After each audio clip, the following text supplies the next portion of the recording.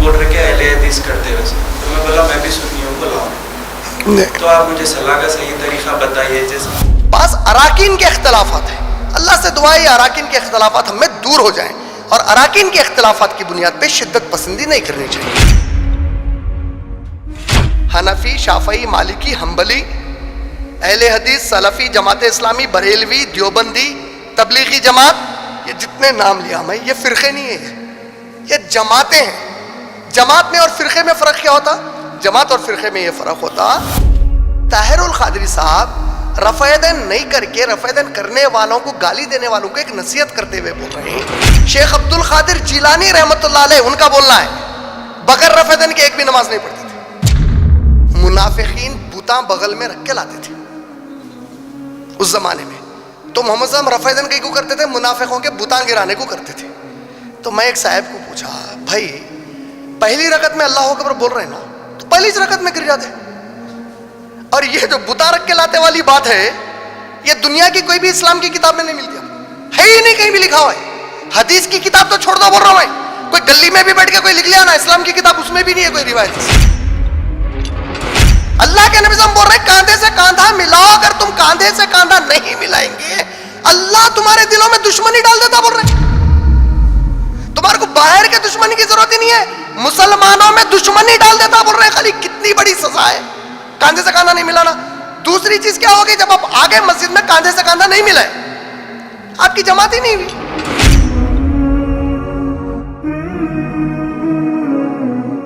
السلام علیکم ورحمۃ اللہ. وعلیکم السلام ورحمۃ اللہ وبرکاتہ. محمد ابراہیم، میرا سوال یہ ہے صلاح کی طرف سے، جی مطلب میری طرف سے صلاح کے بارے میں. تھوڑے دن پہلے یہ ہوا کہ میں صلاح پڑھ رہا تھا، تو بازو میرے مولانا تھے، انہوں تھے نہیں معلوم، تو میں ان کو بولا آپ کاندھے سے کاندھا ملائیے، پیر سے پیر ملائیے، تو وہ بولے منع کر دیے. تو بعد میں ان سے ملا، بولا تو انہوں بول رہے کہ اہل حدیث کرتے ویسے، تو میں بولا میں بھی سنی ہوں، بلاؤ تو آپ مجھے صلاح کا صحیح طریقہ بتائیے. جیسے کہ شہادت کے لیے ایک بار انگلی اٹھانا، بار بار اٹھانا، اور رکوع میں جانے سے پہلے ہاتھ اٹھانا، طریقہ کیسا ہے؟ کیا صلاح کمپلیٹ ہوتی؟ بھائی نے بہت ہی اہم سوال کیا ہے. ان کا پوچھنا یہ ہے کہ حال میں وہ جب نماز پڑھ رہے تھے تو ان کے بازو جو ایک اور مسلمان بھائی نماز پڑھ رہے تھے، جب انہوں نے ان سے کاندھے سے کاندھا اور پیر سے پیر ملانے کے لیے کہا تو انہوں نے اس سے انکار کیا اور کہا کہ ایسا اہل حدیث کرتے ہیں.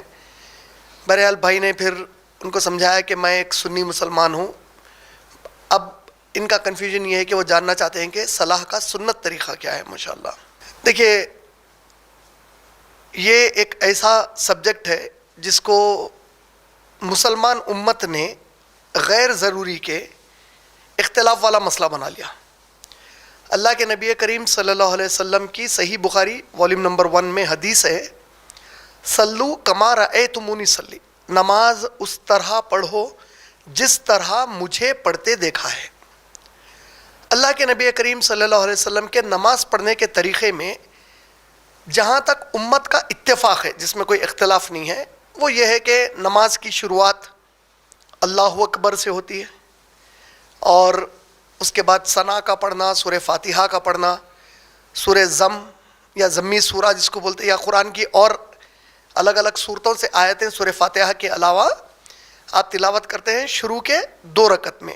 جب 4 رکعت کی یا 3 رکعت کی پڑھتے ہیں، ہمارے پاس 2 رکعت والی نماز فجر کی نماز ہے. اس کے علاوہ ظہر میں فرض میں 4 فرض ہیں، عصر میں 4 فرض ہیں، آپ کو پھر مغرب میں 3 فرض ہے، عشاء میں 4 فرض ہے. تو جو بھی نماز میں آپ 2 رکعت سے زیادہ والی نماز پڑھتے ہیں، تو ہم کو نبی کریم صلی اللہ علیہ وسلم کی سنت جو بتائی گئی ہے، جو حکم آیا ہے، وہ کیا ہے کہ نبی صلی اللہ علیہ وسلم شروع کی 2 رکعتوں میں سورہ فاتحہ کے بعد ایک ضمی سورہ یا قرآن کا کوئی حصہ تلاوت کرتے تھے. تو یہاں تک بھی کوئی اختلاف نہیں ہے. اب کتنی آیتیں پڑھنا چاہیے؟ تو عموماً یہ کہا جاتا ہے کہ ایک لمبی آیت، جیسا آیت الکرسی سورہ بقرہ سورہ نمبر 2 کی آیت نمبر 255 ہے، 255 ایک ہی آیت ہے. اکثر لوگ آیت الکرسی کو 3-4 آیتیں سمجھتے ہیں. آیت الکرسی صرف ایک آیت ہے، لمبی آیت ہے. تو ایک لمبی آیت یا سورہ بقرہ سورہ نمبر 2 کی آیت نمبر 228 to 28, یا سورہ بقرہ سورہ نمبر 2 آیت نمبر 282, یہ پورے لمبے آیتوں میں شمار ہے. یا سورہ بقرہ سورہ نمبر 2 آیت نمبر 177 جس کو آیت البر بھی بولتے ہیں, یہ پورے لمبی آیتوں میں شمار ہے. ایک لمبی آیت, یا اکثر یہ ترجیح دی جاتی ہے کہ کم از کم 3 آیتیں پڑھ لیا کرو قرآن مجید سے, الگ الگ مقامات سے اگر پڑھ رہے ہیں تو, یا پھر چھوٹے سورے لمبے سورے, یہ آپ کی اپنی مرضی ہے, اس پر کسی کا اختلاف نہیں ہے. پھر نماز کی جب شروعات ہوتی ہے تو ٹھہر کر ہی ہوتی ہے, جس کو ہم قیام بولتے ہیں, تو قیام پر بھی کسی کا اختلاف نہیں ہے امت میں. اس کے بعد جب آپ سورہ فاتحہ اور پھر رکوع کرتے ہیں تو رکوع اور رکوع کے بعد 2 سجدے, اس میں بھی کسی کا اختلاف نہیں ہے ماشاءاللہ سے. 2 رکعت کے بعد اتحیات میں بیٹھنا, اس پر بھی کسی کا اختلاف نہیں ہے. اتحیات سے تیسری رکعت کے لیے کھڑے ہونا, چوتھی رکعت کے لیے, یعنی کہ اس میں کوئی اختلاف نہیں ہے. اختلاف کہاں پر ہے؟ ہاتھ کہاں باندھنا چاہیے. اختلاف کہاں پر ہے؟ رفع یدین ہر رکعت میں کرنا کہ نہیں کرنا. اختلاف کہاں پر ہے؟ آمین زور سے بولنا یا نہیں بولنا. اختلاف کہاں پر ہے؟ جب آپ اتحیات میں بیٹھتے ہیں تو انگلی کو حرکت دینا یا نہیں دینا, یا انگلی کب اٹھانا. یہ چند اہم, یوں سمجھ لو کہ 5 چیزیں ہیں جس میں اختلاف ہو سکتا. یہ جو 5 چیزیں ہیں, سب سے پہلے اس کو ہم گنتی لے کے آ لیتے ہیں. ہاتھ کہاں باندھنا, یہیں سے شروع ہوتا ہے. دوسرے نمبر پہ آتا ہے رفع یدین. رفع یدین کا مطلب کیا ہے؟ رکوع میں جاتے وقت دونوں ہاتھ اٹھا کر اللہ اکبر بول کر رکوع میں جانا. جب سمیع اللہ لمن حمیدہ بول کر اٹھتے آپ کھڑے ہوتے رکوع سے, تو پھر دونوں ہاتھ اٹھا کر یہ چھوڑنا. یہ رفع عربی زبان میں بولتے ہیں اٹھانے کو, کوئی بھی چیز کو اٹھانا. جیسے آپ سورہ نشرہ جب آپ پڑھتے, سورہ نمبر آپ کو 94 جب آپ پڑھتے تو اس میں وَرَفَعْنَا لَكَ ذِكْرَكَ بولے اللہ تعالیٰ, اے نبی ہم نے آپ کے ذکر کو اونچائی پر اٹھا دیا. اٹھا دینا کوئی چیز کو, رفع ید. ید عربی زبان میں بولتے ہاتھ کو, یدین بولتے دونوں ہاتھوں کو. رفع یدین, رفع مانے اٹھانا, یدین دونوں ہاتھوں کا اٹھانا. تو یہ دونوں ہاتھ کب کب اٹھانا نماز میں, اس پر اختلاف. یہ سیکنڈ ہو گیا. پہلا ہاتھ باندھنے پر, دوسرا کب اٹھانے پر, تیسرا جب آپ اتحیات میں بیٹھ رہے تو انگلی کے حرکت دینے پر. یہ 3 ہو گئے, یہ بنیادی. چوتھا کیا ہے؟ کاندھے سے کاندھا لگا کر ٹھہرنا اور پیر سے پیر لگا کر ٹھہرنا. یہ جماعت سے تعلق ہو گیا. قرات میں سورہ فاتحہ کے بعد آمین بولنا یا نہیں بولنا.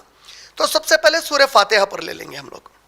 اللہ کے نبی کریم صلی اللہ علیہ وسلم کی بخاری شریف کی حدیث ہے, جب سورہ فاتحہ پڑھی جائے آمین زور سے کہو. اس کے 2 وجوہات حدیث میں بیان کیے گئے ہیں. آپ اگر صحیح البخاری والیوم نمبر 1 میں آپ کتاب الصلاح, بک آف صلاح یا بک آف کیریکٹرسٹکس آف صلاح, 2 الگ الگ باب باندھے امام بخاری. ایک باب کا نام کیا ہے؟ طریقۃ الصلاح, ایک باب الصلاح ہے. آپ جب یہ پڑھتے ہیں تو آپ کو انشاءاللہ تفصیل سے بے شمار احادیث, صرف بخاری, میں بخاری کیوں بول رہا ہوں, اس لیے بول رہا ہوں بخاری کیونکہ جتنے سنی مسلمان ہیں, سنی سے مراد کون کون ہو گئے؟ بریلوی دیوبندی, حنفی شافعی مالکی حنبلی, اہل سنت والجماعت, تبلیغی جماعت, جماعت اسلامی, سلفی, اہل حدیث, یہ پورے سنی مسلمان ہو گئے. یہ پوروں کا عقیدہ کیا ہے؟ عقیدہ مطلب ایمان. قرآن اللہ کی کتاب ہے, اس کے بعد قرآن اللہ کی کتاب ہے, اس میں ایک حرف بھی محمد صلی اللہ علیہ وسلم کا ذاتی اپنے کلام کا حرف نہیں ہے. محمد صلی اللہ علیہ وسلم کے جتنے احادیث ہیں وہ بے شمار کتابوں میں محدثین نے جمع کیے. سب سے اہم کتاب حدیث کی وہ ہے صحیح البخاری, اس کے بعد صحیح المسلم.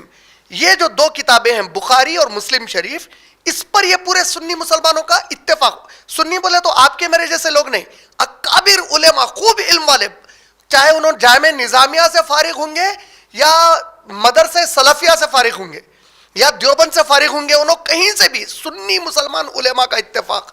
قرآن کے بعد سب سے صحیح جو کتاب ہے وہ بخاری اور اس کے بعد مسلم ہے حدیثوں میں. یہ دونوں کتاب میں ایک بھی حدیث ایسی نہیں ہے جس کے بارے میں کوئی بولے بھائی یہ حدیث ہو سکتا تھوڑی ضعیف ہوں گی. ضعیف مطلب اس کے راوی پہ ڈاؤٹ ہے یا اس کے سٹیٹمنٹس پہ ڈاؤٹ ہے, ایسا کچھ بھی نہیں ہے. بخاری مسلم پر متفق ہو گئے. تو اب جو امت جس پر اتفاق کرتی ہے, جب آپ یہ دونوں کتابیں پڑھتے ہیں تو محمد صلی اللہ علیہ وسلم کی اس میں حدیث جمع ہے. حدیث کیا جمع ہے؟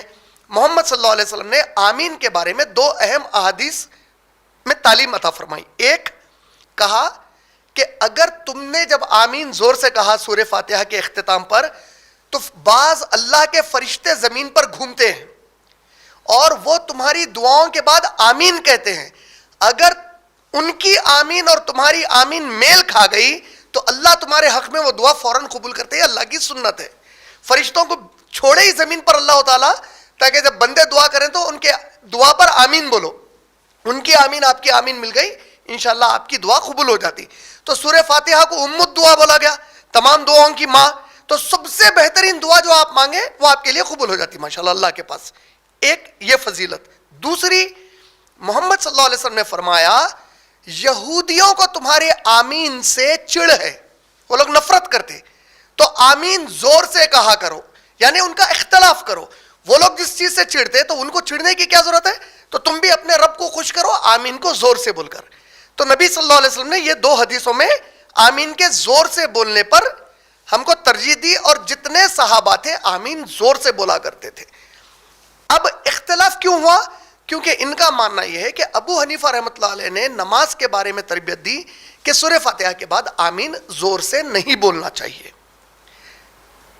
ایسے جب مسئلے آتے ہیں جس میں اتنے بڑے درجے کے امام ہیں ابو حنیفہ رحمۃ اللہ علیہ, انہوں نے کوئی بات کہی اور ہمارے سامنے دوسری طرف سے 2 اور باتیں آ رہی جو اس سے ٹکرا رہی, تو ایسی صورت میں مسلمان کیا کرے؟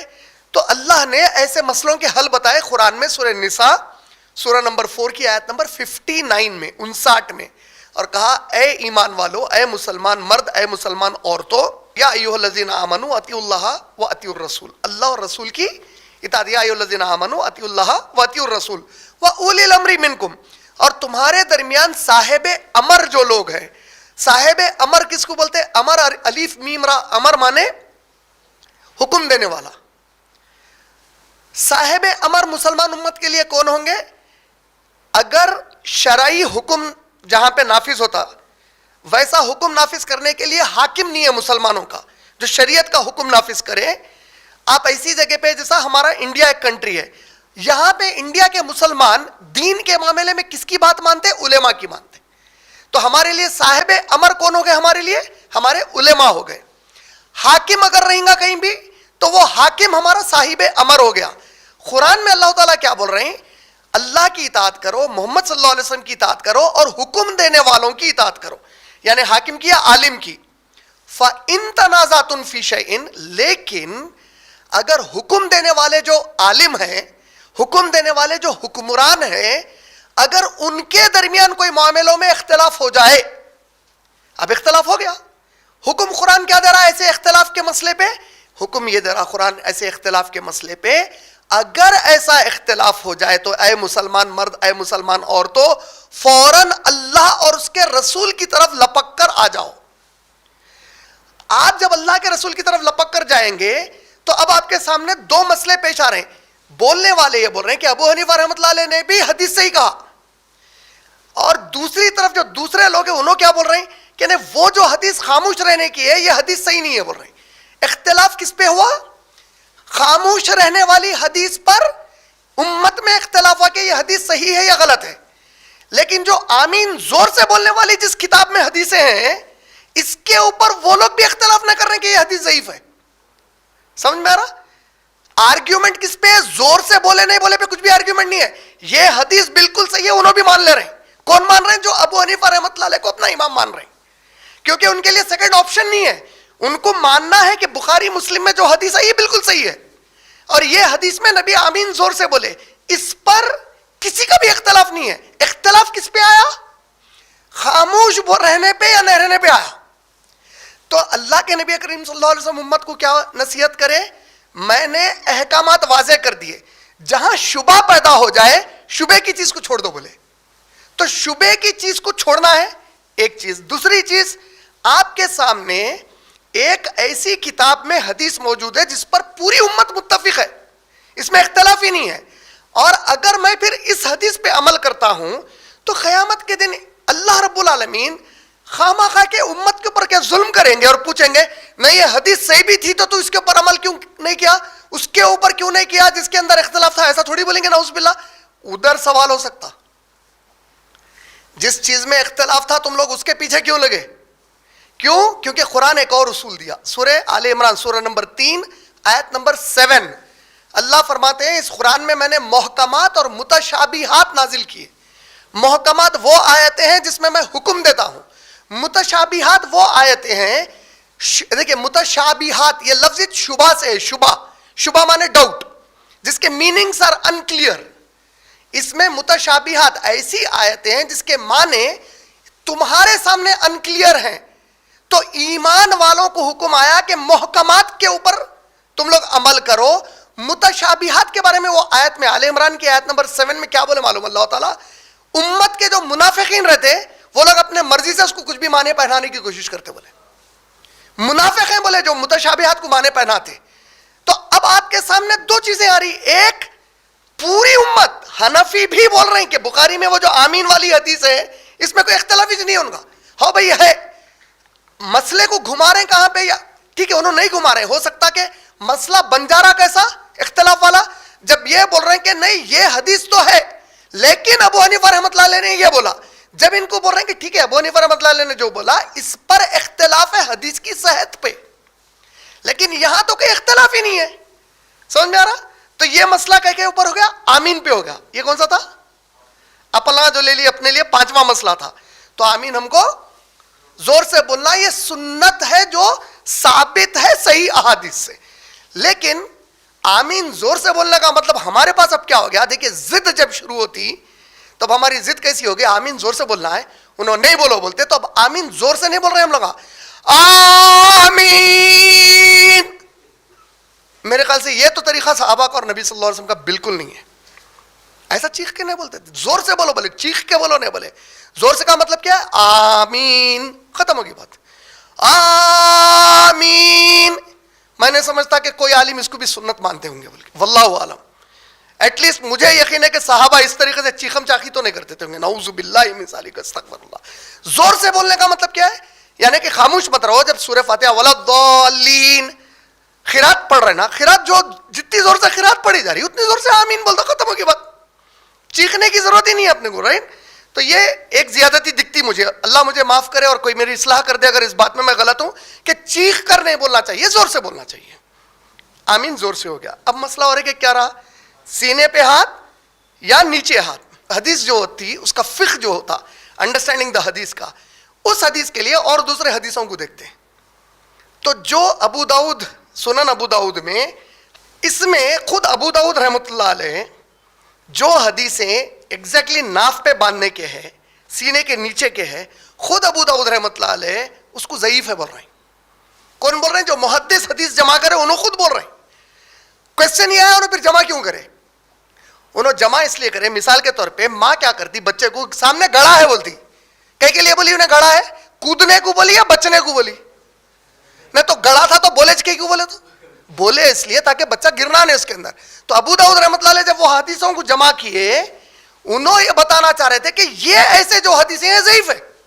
اور خود ابو داؤد رحمۃ اللہ علیہ, طاؤس رحمۃ اللہ علیہ ایک تابعی ہے, ان سے روایت کرے ایک مرسل حدیث جس میں انہوں بولے کہ محمد صلی اللہ علیہ وسلم سینے پر باندھتے تھے, اور ابو داؤد رحمۃ اللہ علیہ بولے یہ حدیث صحیح ہے. کون بولے؟ یہ ابو داؤد رحمۃ اللہ علیہ. صحیح کس کو بولے انہوں؟ نبی صلی اللہ علیہ وسلم سینے پر باندھتے تھے. یہاں تک کہ ایک معتبر تفسیر میں آتا, سورہ کوثر کی جو تفسیر ہے, انا اعطینک الکوثر فصلی لربک ونہر, عربی زبان میں نہر اونٹ کی قربانی کو بول رہے ہیں. مخصوص اونٹ کی قربانی کو نہر کیوں بول رہے ہیں؟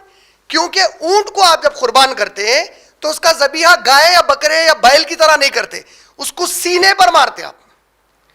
تو علی رضی اللہ تعالی عنہ سے مروی ہے تفسیر کہ فصلی لربک ونہر جو آیت ہے, اس سے مراد ہے نماز سینے پہ ہر ہاتھ رکھ کر پڑھو.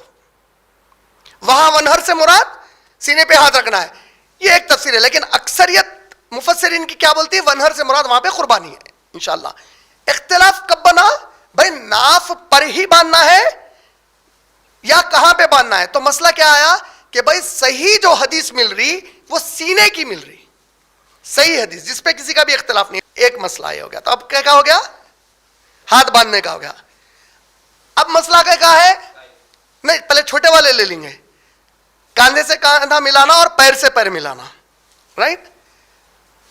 صحیح بخاری میں والیوم نمبر 1 پھر سے اللہ کے نبی کریم صلی اللہ علیہ وسلم نے جب امامت کی تو صحابی کہتے ہیں اللہ کے نبی صلی اللہ علیہ وسلم جب نماز کے لیے امامت شروع کرتے تو امامت اللہ اکبر بول کر شروع کرنے سے پہلے مصلیوں کی طرف پلٹ جاتے تھے, نمازیوں کی طرف, اور ایک ایک کو دیکھ کر صف کو سیدھی کرتے اور حکم دیتے کاندھے سے کاندھا ملاؤ اور پاؤں سے پاؤں ملاؤ.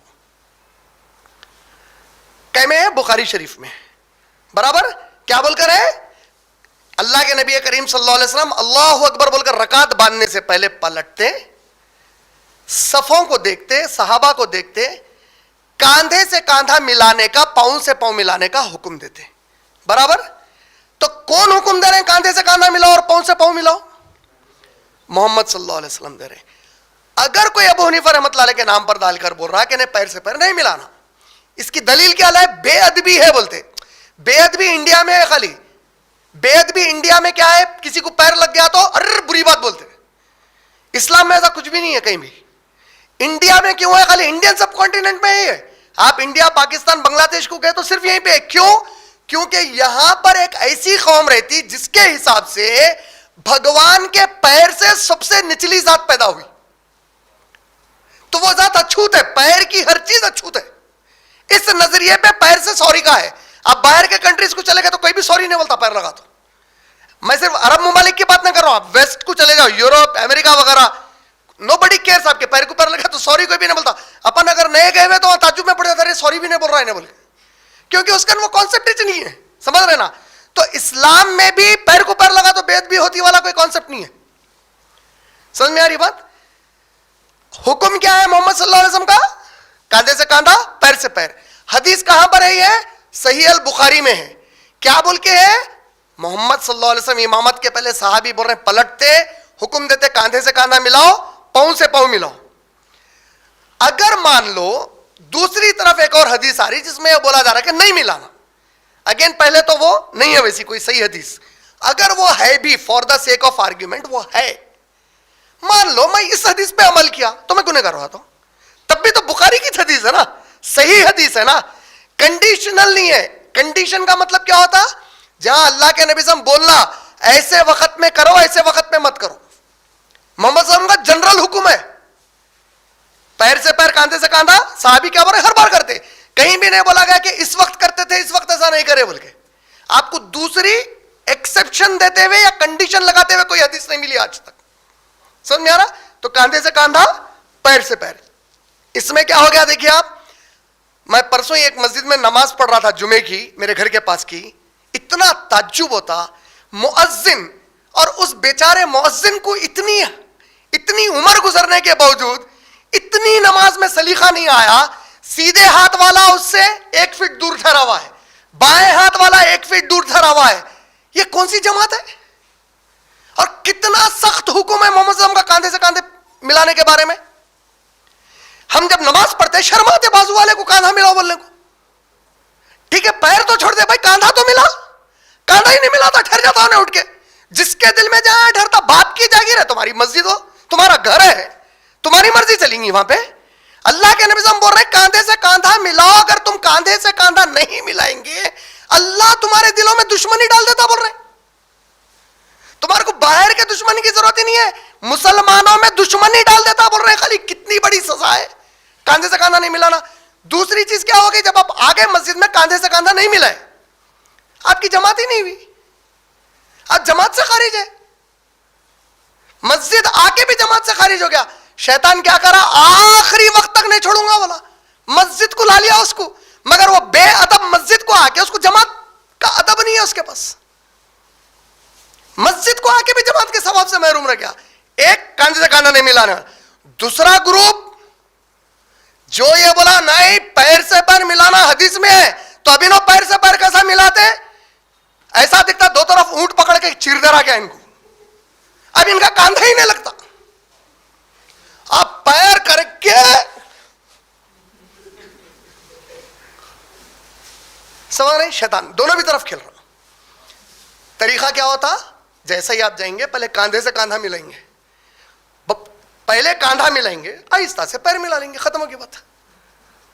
انہیں پہلے جا کے پورا اسٹینڈ اٹ از کیا ہے پھر اپنے آپ کو ہم قرآن و سنت پہ چلنے والے, ہم قرآن حدیث کو فالو کرنا. یہ حدیث ہے رے پرا پھیلا کے ٹرنے کی؟ کون سی حدیث ہے بولا سا پرا پھیلا کے ٹرنے کی؟ ارے تو پہلے کاندھے پہ ہی عمل نہیں کر رہا. پہلا پیر ملانے سے بڑا حکم کاندھا ملانے کا ہے. کیوں؟ کیونکہ کاندھا ملانے پہ ڈائریکٹ احکامات والے احادیث ہے. پیر کے اوپر کیا ہے؟ صحابی بولے, نبی صاحب پلٹ کر بولتے تھے. تو پہلے کاندھے سے کاندھا ملانا ہے, ٹھیک ہے. پیر سے پیر ملانا یہ بھی نبی صاحب کی سنت سے ثابت ہو گیا, یہ بھی ختم ہو گیا. اب مسئلہ کیا رہ گیا؟ اب مسئلہ آ گیا اپنے کو اصل رفع یدین کا. اللہ کے نبی کریم صلی اللہ علیہ وسلم جو رفع یدین کرتے تھے, اللہ اکبر باندھ لیے ہاتھ, یہ رکعت شروع کرتے ہو گیا, رکوع میں جا رہے ہیں اللہ اکبر, رفع یدین کر کے جاتے تھے. سمیع اللہ لمن حمیدہ, رفع یدین کر کے اٹھتے تھے. سجدے کر لیے, دوسری رکعت میں نہیں کرنا ہے, پہلی رکعت سے اٹھے کرنے کرنا ہے. اتحیات کے بعد جب تیسری رکعت میں اٹھتے تھے محمد صلی اللہ علیہ وسلم اللہ اکبر بول کے اٹھ کے پھر ہاتھ باندھتے تھے. اس میں ایک بتائے مسئلہ نہیں, منافقین بتاں بغل میں رکھ کے لاتے تھے اس زمانے میں. تو محمد صلی اللہ علیہ وسلم رفع یدین کیوں کرتے تھے؟ منافقوں کے بتاں گرانے کو کرتے تھے. تو میں ایک صاحب کو پوچھا, بھائی پہلی رکعت میں اللہ اکبر بول رہے ہیں نا, تو پہلی رکعت میں گر جاتے ہیں. اور یہ جو بتا رکھ کے لاتے والی بات ہے, یہ دنیا کی کوئی بھی اسلام کی کتاب میں نہیں ملتی آپ کو, ہے ہی نہیں, کہیں بھی لکھا ہوا ہے. حدیث کی کتاب تو چھوڑ دو, بول رہا ہوں میں, کوئی گلی میں بھی بیٹھ کے کوئی لکھ لیا نا اسلام کی کتاب, اس میں بھی نہیں ہے کوئی روایت ایسی. خالی ایک ایکسپلینیشن بن گیا, انڈیا میں مشہور ہو, ایسا ہے ہی نہیں.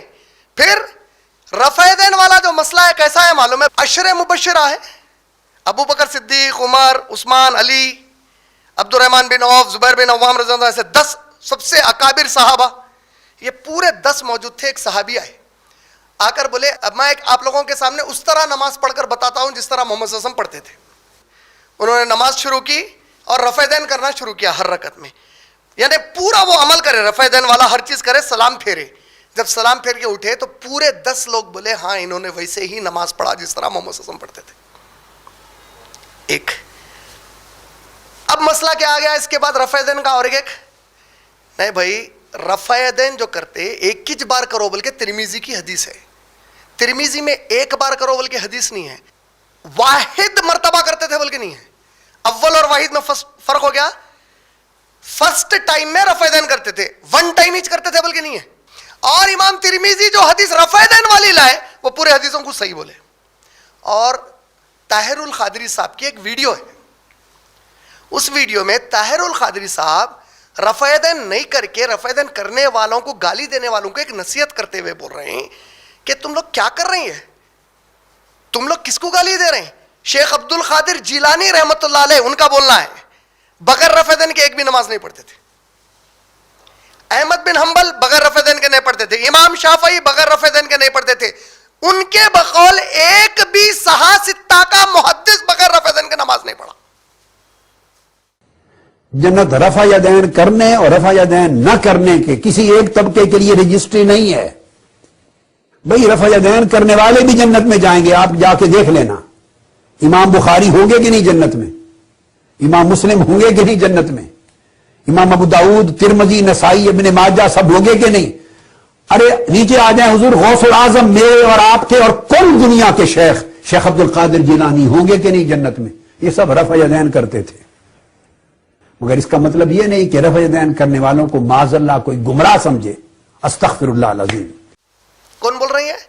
آج کے دور کے طاہر القادری صاحب جو ایک ایسے مسلک سے تعلق رکھتے جو مسلک کے اکثر ماننے والے رفع یدین نہیں کرتے. انہوں جملہ کیا بول رہے ہیں؟ پورے جو محدثین تھے, پورے کے پورے محدثین رفع یدین کرتے تھے. شیخ عبد القادر جیلانی رحمۃ اللہ علیہ رفع یدین کرتے تھے. اور اگر کہیں اسلامک کوئز ہوا تو صحیح حدیث کوئی بھی نمبر کے اوپر آپ دیکھیں, سب سے زیادہ صحیح احادیث رفع یدین کے مسئلے پہ 400 سے زیادہ احادیث رفع یدین کرنے کے بارے میں. اور جتنے حدیثیں نہیں کرنے کے اوپر آئے وہ پورے ضعیف ہیں. سمجھ میں آ گیا بھائی؟ ایک اور مسئلہ چھیڑ دیا اس میں, سورہ فاتحہ پڑھنا یا نہیں پڑھنا امام کے پیچھے برابر. جو لوگ سورہ آراف سورہ نمبر 7 کی آیت نمبر 208 کوٹ کرتے، جب قرآن تمہارے سامنے پڑھی جائے خاموشی سے سنو، یہ آیت کوٹ کرتے. یہ آیت کے شان نزول کے بارے میں بولا جاتا ہے. یہ اس وقت کی آیت ہے جبکہ ابھی 5 وقت کی نماز فرض نہیں ہوئی تھی. محمد صلی اللہ علیہ وسلم ابھی معراج کو نہیں گئے تھے. محمد صلی اللہ علیہ وسلم ابھی معراج کو نہیں گئے تھے اور 5 وقت کی نماز ہمارے لیے فرض، کیونکہ 5 وقت کی نماز فرض کب ہوئی؟ جب محمد صلی اللہ علیہ وسلم معراج کو گئے. محمد صلی اللہ علیہ وسلم معراج میں کب گئے؟ مدینہ ہجرت کرنے سے ایک روایت میں آتا 1 سال پہلے گئے، ایک روایت میں آتا 2 سال پہلے، ایک روایت میں آتا 3 سال پہلے گئے. یعنی مکے میں جو باقی کے سال تھے یہ ٹائم پہ نہیں گئے تھے محمد صلی اللہ علیہ وسلم، لیکن یہ پورے ٹائم پر محمد صلی اللہ علیہ وسلم نماز پڑھتے تھے مکے میں. عمر ابن خطاب رضی اللہ عنہ جب کلمہ پڑھے تو صحابہ کو کیا بولے؟ محمد صلی اللہ علیہ وسلم سے گزارش کیا کرے، یا رسول اللہ کیا ہم حق پہ ہیں؟ حق پہ ہیں تو پھر ہم کمروں میں نماز کیوں پڑھ رہے ہیں؟ کعبے کا نماز پڑھیں گے، میں آ کے دیکھتا ہوں کون آپ لوگوں کو رکاتا ہے. تو جب دیکھے کفار مکہ کے عمر ابن خطاب رضی اللہ عنہ اور اکابر صحابہ اب حفاظت پہ معمور ہو گئے وہاں پہ، تو یہ لوگ کیا کرے؟ جان کو نقصان نہیں کرنے لگے، بجائے اس کے کیا کرنے لگے؟ جب محمد صلی اللہ علیہ وسلم نماز پڑھتے تھے تو باجے بجاتے تھے زور سے تاکہ نماز میں خلل پیدا کر دیں. تو سورہ آراف کی آیت نمبر 207 208 جو نازل ہوئی وہ ان کو حکم دیتے ہوئی کہ جب قرآن پڑھی جائے خاموشی سے سنو. چلیے اگر کوئی بولا کہ نہیں ہم یہ تفسیر نہیں مانتے، اس تفسیر کو ہم نہیں مانتے، قرآن میں آ گیا قرآن پڑھی جائے خاموشی سے سنو، تو اب مسئلہ یہ آتا قرآن نازل کس پر ہوئی؟ محمد صلی اللہ علیہ وسلم پر. قرآن کو کیا کائنات میں محمد صلی اللہ علیہ وسلم سے بہتر اللہ نے کسی کو سمجھایا؟ نہیں سمجھایا. کیا محمد صلی اللہ علیہ وسلم سے بہتر مخلوق میں اللہ کی کوئی قرآن سمجھ سکتے؟ ہرگز نہیں سمجھ سکتے. تو پھر محمد صلی اللہ علیہ وسلم کو یہ اگر آپ تعلیم کو دیکھیں گے تو محمد صلی اللہ علیہ وسلم نے ایک بار بھی نہیں کہا کہ جب امام قرات زور سے پڑھے تو تم لوگ خاموش رہو. الٹا حدیث کیا آ رہی؟ انکنڈیشنل آ رہی، کنڈیشن لگ کے نہیں آ رہی. جس کی نماز بغیر فاتحہ کی قرات کے ہوئی اس کی نماز باطل ہے، باطل ہے، باطل ہے. باطل مطلب وائڈ، انویلڈ، ڈسکارڈڈ، ان ایکسپٹڈ. ہوئی نہیں بول رہے محمد صلی اللہ علیہ وسلم نماز. جس نے نماز میں سورہ فاتحہ نہیں پڑھا اس کی نماز ہوئی ہی نہیں، ہوئی ہی نہیں، ہوئی ہی نہیں. نبی صلی اللہ علیہ وسلم گزر گئے، صحیح مسلم کی روایت، ابو ہریرہ رضی اللہ تعالی عنہ. اچھا اب آپ ٹھنڈے دل سے سوچو، ایک ابو حنیفہ رحمۃ اللہ علیہ با مقابلے ابو ہریرہ رضی اللہ تعالی عنہ. کبھی ابو حنیفہ رحمۃ اللہ علیہ خود بولیں گے بھی میں ان سے بہتر ہوں علم میں بول کے. ابو ہریرہ ہے وہ رضی اللہ تعالیٰ عنہ، 5000 حدیث کے راوی. ابو ہریرہ رضی اللہ تعالیٰ عنہ کے پاس ایک صحابی آئے، صحیح مسلم کی روایت، آ کر بولے امام جب، دیکھیے کوشچن کیا رہا ان کا، امام جب زور سے فاتحہ پڑھے تو کیا میں فاتحہ پڑھوں یا نہ پڑھوں؟ Direct question. کس کو آ رہا ہے؟ ابو ہریرہ رضی اللہ تعالیٰ عنہ کو. ابو ہریرہ رضی اللہ جواب کیا دے رہے ہیں؟ صحیح مسلم کی روایت. انہوں نے ڈائریکٹ یہ حدیث سنائے جس نے سورہ فاتحہ نہیں پڑھی اس کی نماز نہیں ہوئی، نہیں ہوئی، نہیں ہوئی بول دی. انہیں جواب پڑھو نہیں پڑھو کے بجائے ڈائریکٹ حدیث کیا سنا دیے، یعنی حدیث سنا کر بتانا چاہ رہے ہیں نہیں پڑھنے کا سوچ رہے ہیں بھی کہتا نماز ہی نہیں ہوتی. اسی طرح ایک اور صحیح روایت ہے، محمد صلی اللہ علیہ وسلم امامت کر رہے تھے. اچھا یہ پورے روایتوں کو جو لوگ نہیں پڑھنا بول رہے ہیں وہ لوگ بول ہی نہیں سکتے یہ روایتیں ضعیف ہے بول کے. محمد صلی اللہ علیہ وسلم امامت کر رہے تھے نماز کی، سلام پھیرے، پلٹ کر پوچھا میرے ساتھ زور سے نماز کی قرات اور کون کر رہے تھے؟ بولے صحابہ ڈر گئے. پہلے کیا پوچھ رہے محمد صلی اللہ علیہ وسلم؟ میرے ساتھ زور سے قرات نماز کی کون کر رہے تھے پوچھ رہے ہیں. زور سے کرنے کا مطلب کیا ہو گیا؟ محمد صلی اللہ علیہ وسلم الحمدللہ رب العالمین، تو پیچھے سے بھی زور سے بول رہے ہیں الحمدللہ رب العالمین. محمد صلی اللہ علیہ وسلم ضمی سورہ پڑھ رہے ہیں تو پیچھے سے بھی زور سے پڑھ رہے ہیں انہوں ضمی سورہ، تو ہی سنے آیا نا محمد صلی اللہ علیہ وسلم کو. اور پلٹ کر سوال کیا ہے محمد صلی اللہ علیہ وسلم کا؟ میرے ساتھ زور سے نماز کون پڑھ رہے تھے پوچھ رہے ہیں. ایک صحابی ہاتھ اٹھا کر بولے یا رسول اللہ میں پڑھ رہا تھا. محمد صلی اللہ علیہ وسلم جواب کیا دیا معلوم ہے؟ سوائے سورہ فاتحہ کی کچھ بھی مت پڑھو. لے ڈائریکٹ نبی صلی اللہ علیہ وسلم خود اس کا آنسر دے رہے ہیں نا. اب مسئلہ فتوے کا بھی نہیں ہے، خود محمد صلی اللہ علیہ وسلم کی حیات میں ایک مسئلہ پیش آ رہا، ایک صحابی کیا کر رہے ہیں پیچھے سے زور سے پڑھ رہے ہیں، محمد صلی اللہ علیہ وسلم کیا بول رہے ہیں میں زور سے پڑھ رہا ہوں تو خاموش رہے. بولے سوائے سورہ فاتحہ کی کچھ بھی مت پڑھ بول رہے ہیں. سمجھ میں آ رہا؟ یہ سنت طریقہ ہے. اس کے باوجود جو اختلاف ہے, میں ایک چیز کلیئر کرنا چاہ رہا ہوں, رفع دین کرنے نہیں کرنے کی وجہ سے جنت اور جہنم کے فیصلے والے معاملے نہیں ہیں. یہ کافر اور مشرک اور مومن والا معاملہ نہیں ہے. ٹھیک ہے, جو لوگ نہیں کر رہے ہیں ان کے نہیں کرنے کی بنیاد یہ ہے کہ ان کا ماننا یہ ہے کہ ہمارے پاس بھی ایک حدیث ہے محمد صلی اللہ علیہ وسلم کی. وہ لوگ نافرمانی کرنا بول کر وہ نیت سے نہیں کر رہے ہیں, ان کی سمجھ اس حدیث کے اوپر یہ ہے کہ یہ حدیث ہے نا بھائی, ہم غلط کیا کر رہے ہیں. انشاءاللہ ہم اللہ سے دعا کریں گے ہمارے وہ بھائیوں کو جس دن سمجھ میں آ جائیں گا, مسئلہ ختم ہو جائے گا. کوئی اگر آپ دنیا کے سب سے بڑے مفتی اعظم سے اگر جا کے پوچھے, جو اہل حدیث ہیں, جو لوگ سینے پہ ہاتھ نہیں باندھ رہے, رفع دین نہیں کر رہے, ان کی نماز ہوئی یا نہیں ہوئی, دنیا کا کوئی مفتی نہیں بول سکتا نماز نہیں ہوئی بول کے. خالی کیا بول سکتے معلوم ہے, سنتوں کے ادر سے محروم ہو گئے لوگ. ہاں, اگر کوئی یہ سمجھ جانے کے باوجود, عام عوام اس سے بری ہے, عام عوام کو یہ ٹیکنیکلٹیز نہیں معلوم ہے, تو 99.99% عام عوام بری ہے. لیکن علم رکھنے والا یہ جانتے ہوئے کہ اس پہ بحث ہے یہ حدیث کے اوپر ضعیف اور صحیح کی, لیکن اس پر نہیں ہے, اس کے باوجود انہیں کر رہا, تو اس کی نماز قبول ہوئی یا نہیں ہوئی یہ اللہ کا فیصلہ ہے, مالک یوم الدین.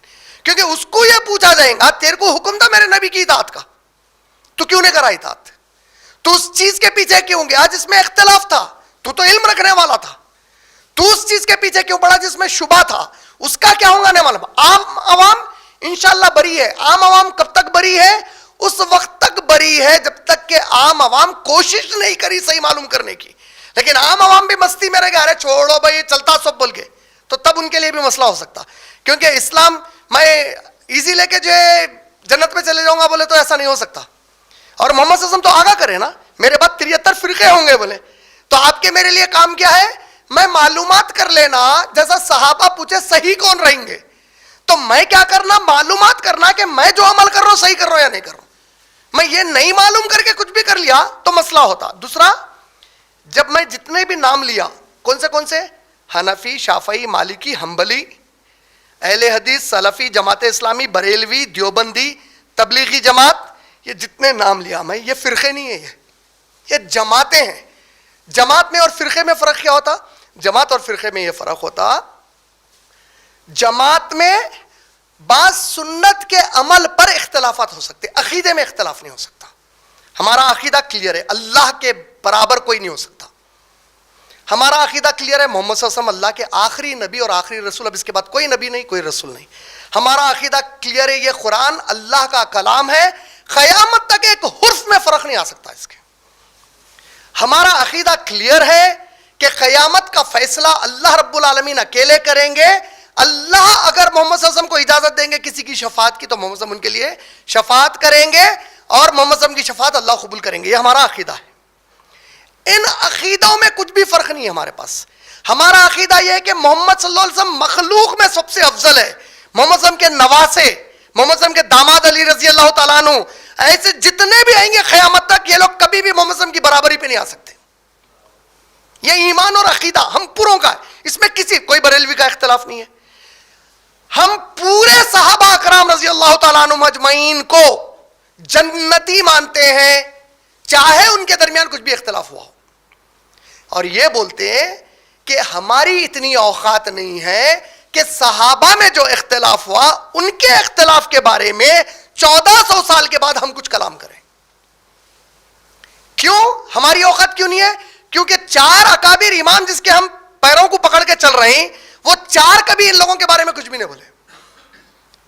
شیخ عبد القادر جیلانی رحمۃ اللہ علیہ, اتنے ولیوں کے ولی بولتے ہیں ان کو, انہوں کبھی صحابہ کے اختلاف کے اوپر گفتگو نہیں کرے. تو جب اتنے اکابر ان نے کرے تو ہماری اوقات کیا ہے. اور ہم پوروں کا عقیدہ یہ ہے, ایک صحابی کو کوئی گالی دیتا ہے تو گویا وہ محمد صلی اللہ علیہ وسلم کی شان میں گستاخی کر رہا, کیونکہ اللہ کے نبی صلی اللہ علیہ وسلم کی صحیح حدیث ہے, جس نے میرے صحابی کو گالی دی اس نے مجھے گالی دی, جس نے مجھے گالی دی اس نے اللہ کو گالی دی. کہاں تک چلے گی بات, جس نے میرے صحابی سے محبت کی اس نے مجھ سے محبت کی, جس نے مجھ سے محبت کی اس نے اللہ سے محبت کی. بولے یہ ہمارا عقیدہ, اس میں کوئی فرق نہیں ہے. اس میں کوئی فرق آئیں گا کبھی تب بنتا فرقہ. کوئی اگر لے کے آ کے محمد صلی اللہ علیہ وسلم کے داماد کو محمد صلی اللہ علیہ وسلم کے برابر منہ سے بول کے نہیں ٹھہرا رہا, لیکن معاملے ان سے ایسے جڑا رہا جو محمد صلی اللہ علیہ وسلم سے جڑے ہوئے بھی نہیں ہے کبھی. یہ بول رہا کہ محمد صلی اللہ علیہ وسلم کے داماد کو اور ان کے نسل کے پورے باقی کے 11 اماموں کو معراج ہوتی بول رہا. ہو سکتا؟ معراج تو محمد صلی اللہ علیہ وسلم کی مخصوص شان ہے اور کسی کو نہیں ہو سکتا. یہ محمد صلی اللہ علیہ وسلم کی طرح، موسیٰ علیہ السلام کی طرح باقی کے بھی محمد صلی اللہ علیہ وسلم کی اہل بیت میں سے بات کر رہے ہیں، اللہ سے ڈائریکٹ بول رہا. ہو سکتا؟ یہ فرقے بنتے اس میں جا کے. تو جو ہم لوگ ہیں بعض اراکین کے اختلافات ہیں، اللہ سے دعا ہے اراکین کے اختلافات ہم میں دور ہو جائیں اور اراکین کے اختلافات کی بنیاد پہ شدت پسندی نہیں کرنی چاہیے. امید آپ کا جواب مکمل ہو گیا.